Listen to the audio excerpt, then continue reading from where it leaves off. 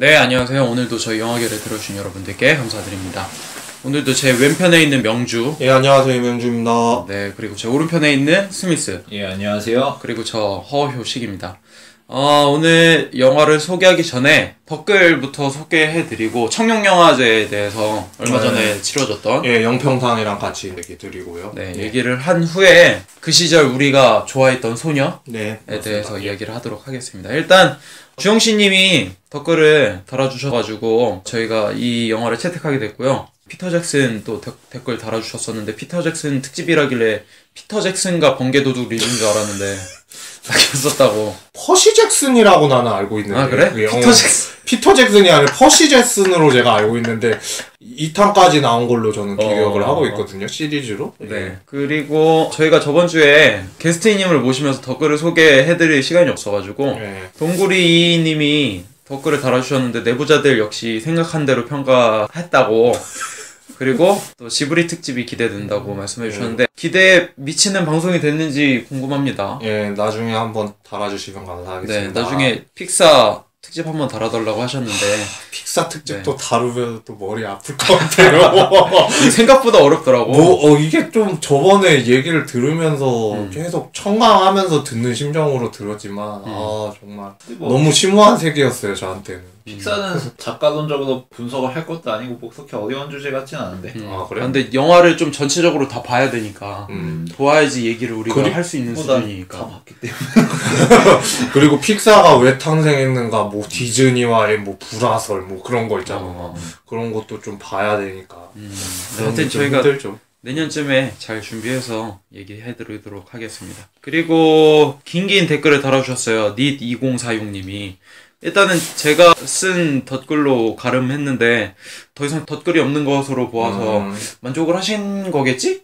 그렇겠죠. 그리고 저는 덧글을 안 달았는데 추가적으로 조금만 더 얘기해드리자면은 네네. 표지가 제가 옆에서 울그락불그락 화내고 그런 것 같다고 얘기를 해줬는데 전제가 만약에 없었으면 진짜 그랬을지도 몰라요. 친구들이 한국 영화가 요즘에 심도 깊은 거라든가 그런 작품이 없어서 아쉬운 나머지 그런 것 같아요. 뭐 내부자들이 그렇게 잘 안 된 것도 아니잖아요. 청불영화 사상 최단기간 400만 돌파하고 오늘은 또 무대 인사까지 잡혀있다고 그러는데 승승장구하는 거 보면은 이렇게 쭉 간다라는 이야기를 꼭 해주고 싶었어요. 그리고 시나리오 탈고에 대해서 얘기는 했는데 저도 뭐 거기까지는 아니지만 시나리오 모니터링도 한번 해봤고요.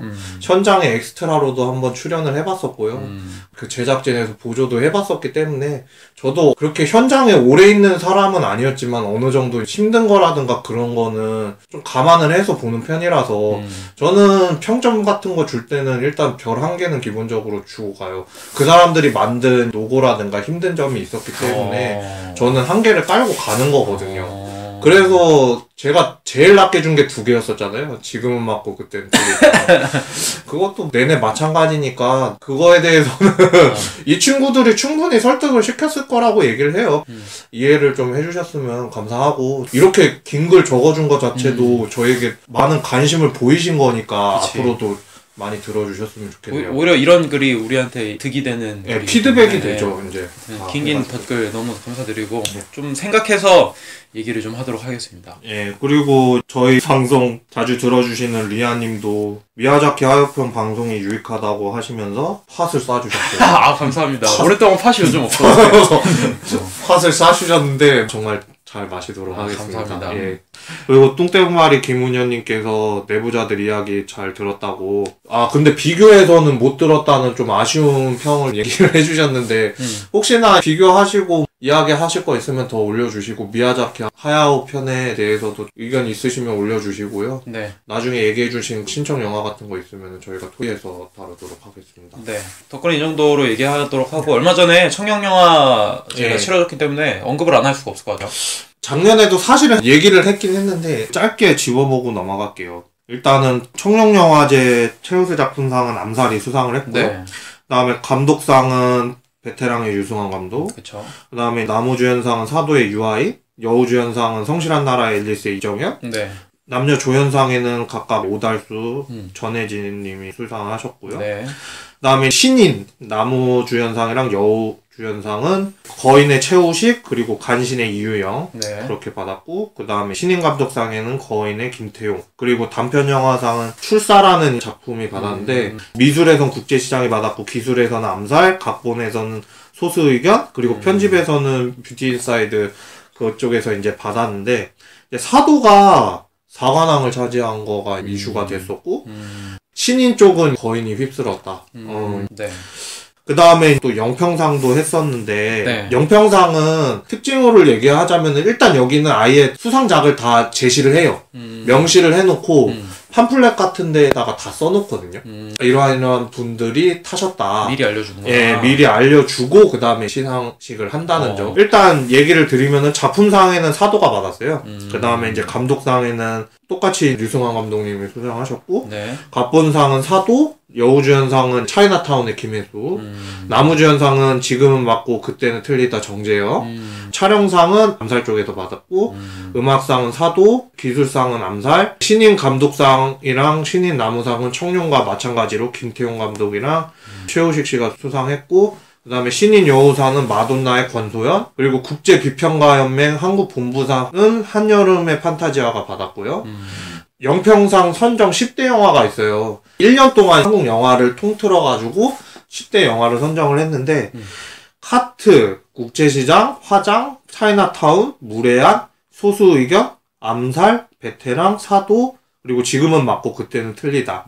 이렇게 10개가 수상이 됐고요. 네. 제가 말하고자 하는 게 한 3가지 정도로 축약을 해봤어요. 이번에 하는 것 중에. 첫 번째가 신인 배우. 독립영화의 승리? 이번에 유독 신인 배우 쪽에서는 독립영화에서 두드러졌던 인물들이 많이 올라왔어요. 네. 평단에서는 강남 1970의 이민호라든가 설현이라든가 뭐 그런 사람들이 타지 않겠느냐 했는데 저는 좀 실력 차근차근 쌓았던 배우들이 받았었던 터라 많이 감명 깊게 봤었거든요. 혹시 두 분은 거인이라든가 마돈나 본 적이 있는지? 아니 난 본 적 없어. 아 나도 이게 이번에 본 적이 없어갖고 굉장히 좀 부끄럽네. 왜냐면은 작년에는 항공주나 족구왕도 우리가 다뤘었고 배우들에 대한 얘기도 이미 했었는데 이런 영화가 있었는지도 제대로 몰랐는데 상을 탔으니 그게 좀 난 많이 부끄러운 상황. 간략하게만 소개를 시켜드리자면은 거인 같은 작품은 사춘기를 뛰어넘어서 거의 오춘기예요. 19살에서 20살로 넘어가는 그 시점이라든가 학창시절의 이야기라기보다도 좀 한 청소년의 그런 상황 같은 거를 다루는 건데 궁지로 엄청나게 몰아넣어 애를 갖다가 어느 정도 현실과 많이 반영이 돼가지고 결론이 난 것 같아서 이게 2만 명, 3만 명 정도 제가 집계로 모여진 걸로 기억을 하고 있는데 네네. 보셨던 분들은 최우식이 이렇게 연기를 잘했었나 라디오 스타에만 나오는 그 인물이 저기에서 저렇게 연기를 하고 있으니까 그런 거에 대해서 좋게 봐줬던 것 같고 마돈나 같은 경우에도 마찬가지예요. 물론 저는 권소연이라는 배우를 몰랐었다가 이번에 처음 알게 됐었는데 마돈나 보면서 이게 국제 유수의 영화제에서는 많이 평가를 받고 되게 좋은 평단의 호평을 얻기도 했었어요. 그리고 네. 이게 피해자와 가해자에 대한 이야기인데 가해자가 피해자가 될 수도 있고 피해자가 가해자도 될 수도 있다라는 그런 거를 갖다가 나는 이야기를 해줬다고 생각을 하는데 어떻게 사람들이 생각을 하느냐에 따라서 이게 해석이 또 틀려질 수도 있기 때문에 혹시나 나중에 우리 쪽에서 만약에 얘기를 한다고 했을 때는 조금 어설픈 부분도 없지 않아 있어요. 어차피 또 저예산으로도 하고 이게 또 힘들게 촬영을 했다고 들었는데 일부러 뚱뚱한 창녀 연기 때문에 살을 더 불렸다라는 그런 얘기도 내가 들었는데 그 신인 배우상 받으셨던 권소연 좀 난해할 수도 있고 좀 그래요. 나중에 영화가 영화가 좀 난해할 수도 있으니까 두 명도 한번 보고서 나중에 기회 되면은 다뤘으면 좋겠다라는 작품이기도 해요. 네. 그 다음에 이유영이라는 배우는 청룡영화제에서 내가 얘기를 했지만 봄이라는 작품을 내가 좀 감명 깊게 봤거든. 또 거기서도 얼추 잘했는데 간신으로 받았다니까 그거는 조금 의아해가지고 아무래도 봄을 보고서는 평가를 내렸었던 것 같아 그 평단이. 그래서 나중에 한번 시간 있으면은 봄 같은 경우에는 이유영 본인뿐만 아니라 그 배경적으로라든가 여러 가지 그런 게 있기 때문에 나중에 한번 시간 내셔서 요즘에 컴퓨터로 다 나와 있더만 그러니까 한번 좀 보셨으면 좋겠고요. 두 번째로 얘기해보고 싶은 거는 차별에 대한 이야기인데 네. 대종상과 청룡상 그리고 영평상은 도대체 뭐가 다른가 그거였었는데 청룡상 같은 경우에는 제가 이번에 처음 알았는데 배우를 포함해서 감독이라든가 신문사의 기자라든가 뭐 그러신 분들 전문가들을 한데 모아가지고 투표를 하더라고. 그게 거의 한 80%가 들어가고 그리고 관객 심사위원이라고 해가지고 한 20% 정도가 들어가더라고.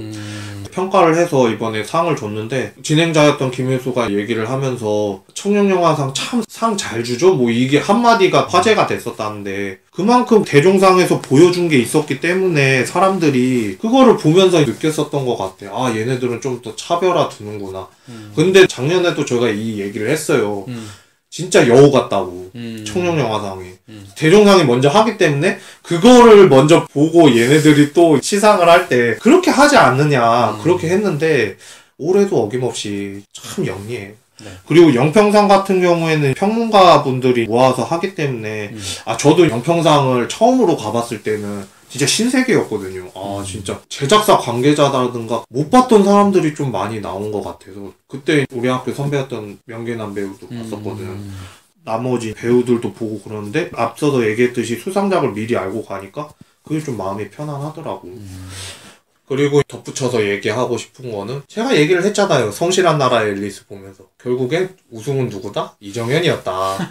이런 얘기 한번 해주고 싶고요. 그리고 언급했었던 거가 베테랑이라든가 국제시장이라든가 상 받은 것도 그렇고 시상식들 보면서 제일 눈여겨볼 만한 게 제가 우리끼리만의 시상식을 계획 중이에요. 네. 근데 우리도 한번 10대 영화를 선정을 해보자. 외국이라든가 한국 영화에 구애받지 않고 우리가 봤던 영화들 중에서 사람들한테 추천을 해주는 것도 괜찮지 않을까 해가지고 봤는데 우리가 그래도 설명을 해준 영화들도 4편에서 한 5편 정도 있어가지고 그런 부분도 한번 눈여겨볼 만하지 않을까.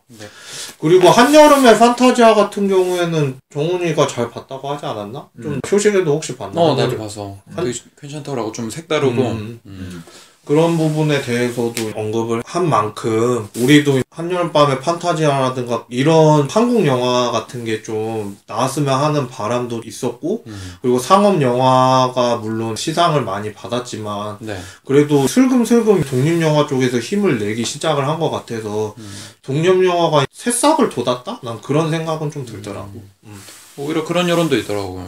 볼만한 영화가 상업 영화에 쏠려 있었어야 되는데 그런 것들이 너무 장기집권하다 보니까 독립영화 쪽으로 눈을 돌리기 시작하는데 사실 독립영화도 알맹이가 없는 것들도 굉장히 많다라는 식의 여론이 또 나오는 거 보면은 거품이 점점 독립영화에도 끼는 게 아닌가라는 생각이 좀 들기도 하는 것 같아요. 그러니까 내가 이 시상식 같은 거를 언급을 하자는 이유는 한 해를 총망라한 거니까 그런 것도 있고 그리고 여러분들이 보시기에도 이게 상을 탔으니까 좋았다기보다도 본 영화들이 거의 대다수이기 때문에 저게 받을 만한가 의아해 하면서도 그냥 그 재미로 보시는 것도 나쁘지 않다고 생각을 해서 저희가 언급을 해드리는 거고 물론 제 주관적인 개입이 좀 많았기는 했지만 다른 두 친구들도 이제 생각하는 나름이 또 있었으니까 그냥 의견 얘기해보는 차원에서 이야기를 한번 해봤어요. 하여튼 저희가 다뤘었던 이정현 배우가 신인 여배우를 탈 것 같다라고 생각을 했는데 중령에서 타서 나름 뿌듯하네요.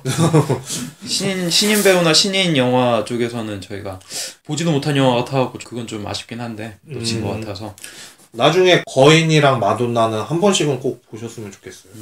한번 우리 시대의 현실적인 부분을 갖다가 잘 나타내준 것 같아서 그런 거 난 좋았었더라고.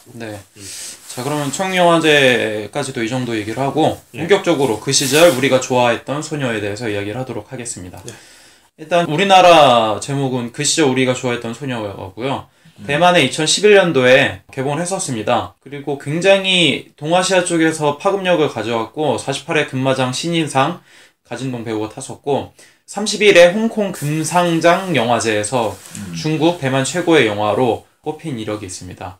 이게 영어 제목으로는 You are the apple of my eye인데 사실 그거죠. You are the sunshine of my life. 그거의 가사에 나오는 내용 중에 하나인데 그거를 차용한 것 같아요. 그 외에 좀 이렇게 주목할 만한 점은 대만 영화 사상 최단 기간 내에 박스오피스 1위 거뒀었고 2011년 영화 중에 2위를 차지했는데 이때 당시에 해외 영화가 굉장히 쟁쟁했어요. 그리고 뭐 원작 소설이 있는데 원작 소설은 2011년도 대만 문화 판매 1위에 쾌거를 올렸고 홍콩 영화였던 콩푸엇을 이후에 7년 만에 최다 관객을 동원했었습니다. 싱가포르하고 말레이시아에서. 네. 그리고 뭐 우리나라에서는 2012년도에 개봉을 했었는데 그 전에 건축학개론이 개봉을 했어요. 그래가지고 대만판 건축학개론 뭐 이런 식으로 얘기를 했었는데 사실 이 영화가 먼저 개봉을 했었다는 거. 네, 뭐 그 정도 얘기를 할 수 있을 것 같습니다. 배급사에 대해서 좀 더 언급을 하면 좋을 것 같다는 생각이 들어요. 시너스하고 미로비전 배급사 성격에 따라서 좀 수입하는 게 있는데 이쪽이랑 약간 비슷한 것 같더라고. 제가 뭐 전에도 얘기를 했지만 배급사에 대해서 가가지고 혹평 쏟아냈었던 데도 있었고 뉴리픽처스라고 이번에 그리고 저희가 더 랍스터 하면서 배급사 저희가 리뷰했었다고 해서 보냈는데 답이 없으셔? 저희 거 잘 들어보겠다 그러고서는 답까진 했어요. 근데 그 후에 답이 없어서 문제였지. 근데 이번에 5만 명 넘었더라고요. 그래? 랍스터가. 꽤나 흥행했네. 네, 그래 어느 정도 흥행을 한 거죠. 뭐 미로비전 같은 경우에는 준호, 고백, 진짜로 일어날지도 몰라, 기적 뭐 이런 영화들을 배급했었는데 배급사에 따라서 맞는 성격의 영화를 좀 가져오는 것 같아요. 올해는 대표적으로 위플래시가 있지. 네.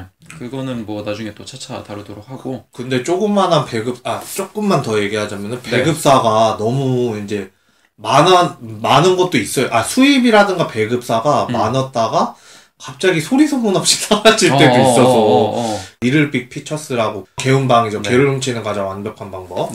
거기 이야기도 나와가지고 좀 시끌시끌했었잖아. 더 리리코 스핀토라든가 예전에 얘기한 거 한번 저희 거 에피소드 찾아서 들으시면 알겠지만 그런 부분에 있어서도 미로비전 같은 경우에는 잘 컨택을 해가지고 배급한 것 같아서 좀 기억에 남았었던 것 같아요. 뭐 영화에 대해서는 이 정도로 얘기하고 감독하고 배우에 대해서 얘기를 하면 좋을 것 같습니다. 감독은 구파도 감독이에요. 이 사람이 원래 소설가였다는 얘기를 해야 될 것 같아요. 원래 소설가였고 12년 동안 66편 정도의 소설을 썼던 소설가입니다. 그리고 특히 이번 영화 그 시절 우리가 좋아했던 소녀는 원래 원작 소설을 이분이 직접 쓰셨는데 감독의 자전적 이야기라고 하더라고요. 그래서 주인공인 커징턴이 본인을 이야기하는 거라고. 근데 얼굴은 굉장히 다르더라고. 지원 배우는 되게 잘생겼는데 이분은 조금 잘생긴 것까지는 이거 한번 검색해 보시는 분들도 꽤 있을 것 같아요. 바로 잘 모르겠더라고요. 근데 이제 이 소설이 꼭 영화화 되기를 바랬다고 했었는데 아무도 이제 제의가 안 들어오니까 자기가 직접 한번 해보자 라고 해서 본인이 직접 연출을 하게 되었고 스폰을 받아야 되니까 25분 정도 되는 단편을 자기가 직접 만들어봤는데 생각보다 안 어려워서 만들었는데 괜찮게 나와서 배급사들이 붙고 막 후원이 붙었는데 막상 전편 영화를 찍으니까 굉장히 어려웠었다고. 그러니까 아까 전에 정훈이가 얘기했었던 위플래시 같은 경우 있잖아. 그것도 단편으로 나왔었다가 또 붙었었겠지. 그것도 비슷해요. 그러니까 단편으로 먼저 만든 다음에 배급사한테 돈 받아서 이제 그제서야 장편으로 가는 그런 식으로 가는 거니까. 뭐 감독으로서 뭐 에도저라는 작품도 있었고 각본으로는 등일 개인 가베라고 하는 2014년도 영화가 있었는데 뉴욕 아시아 영화제에 초청 받았었던 이력이 있었습니다. 감독으로서 그렇게 커리어가 뛰어난 분은 아닌데 하여튼 소설가로서 굉장히 뛰어나셨던 분인 것 같아요. 사람들이 봤을 때 소설가라는 이야기를 들었기 때문에 영화 끝까지 다 보신 분들이라면은 그래서 이해가 가네 그러고서는 봤었을 것 같아요. 그리고 배우는 일단 남자 주인공 가진동이라고 하는 배우인데 91년생이에요. 지금 25살이지 우리나라 나이로? 끝났지 이제 뭐. 굉장히 끝났어 벌써. 끝났지 그죠? 더 끝난 이유가 있어요. 그러니까 완전 얘는 막장이잖아. 2014년도 북경 시내에서 대마초 피우다가 걸린 적이 있었습니다. 뭐 그런데 얼굴이 굉장히 잘생겼더라고요. 잘생겼는데 왜 그런 짓을 했는지. 뭐 그 시절 우리가 좋아했던 소녀 2011년도에 나왔었고 그놈 그녀를 만나다 뭐 2012년도에 나왔었고 또 뭐 소시대라고 하는 시리즈가 있나봐요. 1, 2, 3편으로 되는 그 영화에 계속 나왔었고 그래서 이 사람이 뭐 완전 이제 사장이 된 건가 대마초 피웠었으니까 그래서 궁금해서 내가 페이스북을 들어가 봤는데 잘 살더라고. 영화도 계속 찍는 거 같고 막 자기 그래? 자기 셀카 찍어서 올리고 되게 얼굴도 잘생기고 그냥 잘생기고 있더라고. 그래서 뭐 그렇게 크게 문제가 되지가 않는구나 대마초 뭐 핑계 약간 이런 느낌. 뭐 신동엽 지금 잘하잖아. 뭐 조용필도 뭐 잘 살잖아. 아 그건 저기 나중에 싸이는 뭐 세계 스타가 되는 거. 네, 그 정도까지만. 주인공이 굉장히 잘생겨갖고 하여튼 찾아받아봤더니 얼굴값을 하더라고요. 대마초 비로. 애를 빡빡 밀어놔도 그렇게 잘생겼는데. 빡빡 밀어도 되게 잘생겨. 깜짝 놀랐어. 그 다음에 여자 주인공입니다. 진연희. 이 사람 굉장히 놀라운 게 83년생입니다. 어? 네, 83년생이에요. 이 영화 찍을 때 28살. 네, 28살 때 찍었고, 그러니까 남자 배우랑 지금 나이 차이가 8살이 난 거죠. 근데 난 여고생 느낌이 사실 좀 덜하긴 한데, 그렇게 나이가 많은 줄 몰라서. 너무 동안이더라고. 난 보자마자 20대 초반 정도 보이지. 네. 이 배우는 화양이라고 하는 영화에 나왔었고 소울브레드라고 하는 영화에 나왔었는데 소울브레드는 전 봤어요. 좀 재밌는 것 같던데. 난 좀 재밌게 봤었던 것 같아. 그냥 진짜 아무 생각 없이 봤었던 것 같아. 그때 당시에는 그냥 소울브레드라고 약간 달달한 이제 뭐 러브스토리 약간 이런 느낌인 것 같은데 저는 그냥 가볍게 본 것 같아요. 예. 오늘 이 영화도 좀 이따 얘기를 하겠지만 그냥 마음 놓고 본 것 같아요. 그냥. 이 영화에 나왔던 배우 3명이 소울브레드에 나오는데 꽤나 초청도 많이 받고 그래서 괜찮은 영화인 것 같더라고요. 달달한 영화. 난 우리 형하고 똑같은 나이라는데 더 충격을 먹어가지고 보자마자 난 그 생각 들었거든. 야 포카리 스웨트 모델인가 보다. 로벤보다 나이가 많네. 로벤보다도 나이가 많아? 로벤이 84거든. 근데 그렇게 어려 보여? 근데 참고로 이 배우는 최근에 한국에서 굉장히 많이 까였지. 왜? 한국에서만 까인 게 아니고 아마 동아시아권에서 다 까였을 텐데 이 배우가 신조염녀의 주인공으로 출연했거든. 맞아. 근데 신조염녀를 읽어본 사람은 다들 알겠지만 신조염녀의 여주인공인 소용녀는 무협지 역사상 가장 아름다운 캐릭터로 유명한데 이 배우의 외모가 그에 못 미친다는 그런 비판이 많아서 그 이유 중 하나가 이제 유혁비가 예전에 역할을 맡았거든. 근데 유혁비랑 얼굴이 너무 다르거든. 그러니까 유혁비는 뭐라 해야 되지? 막 미녀인데 뭔가 이렇게 막 저돌적인 미녀 약간 그런 느낌이 강하잖아. 뭔가 이렇게 막 나설 것 같고. 그렇죠. 그렇다기보다 그냥 청아한 미녀. 그래? 청아? 청아까지야? 만화 스타일이지. 좀 고전미가 좀 있고. 고전미가 좀 있지. 그래 고전미라고 고전미가 좀 있지. 난 고전미 있는 사람 그렇게 보나 봐.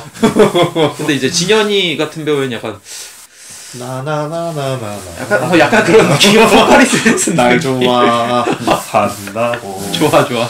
하여튼 중요한 배우 한 명 또 있네. 만만이라고 하는 배우가 있는데 그 만화 작가. 네, 영화상에서는 만화 작가로 뭐 성공을 했다 이러는데 실제 본인이라고 하더라고. 진짜 난 그거는 알고 있었거든. 그러니까 볼링킹이라는 그런 만화가 있었어요.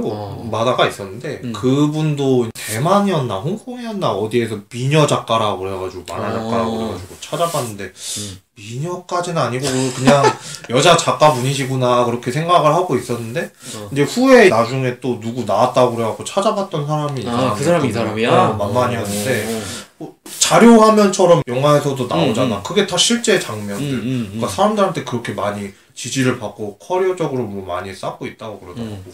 이분은 참고로 구파도 감독이랑 학창 시절부터 친구라고 하고 영화 중에 나오는 그 캐릭터를 그리잖아요. 막 민머리 캐릭터라고 놀리는 주인공이 그 캐릭터가 실제로 지금 뭐 이렇게 있는 캐릭터더라고. 내가 검색을 해보니까 나오더라고요. 그런 점이 좀 특이사항 정도로 얘기할 것 같습니다. 우리가 앞에 덧글이랑 청룡영화제 얘기를 많이 해서 이제 2부에서 본격적으로 줄거리나 주제에 대해서 이야기를 좀 하도록 하겠습니다.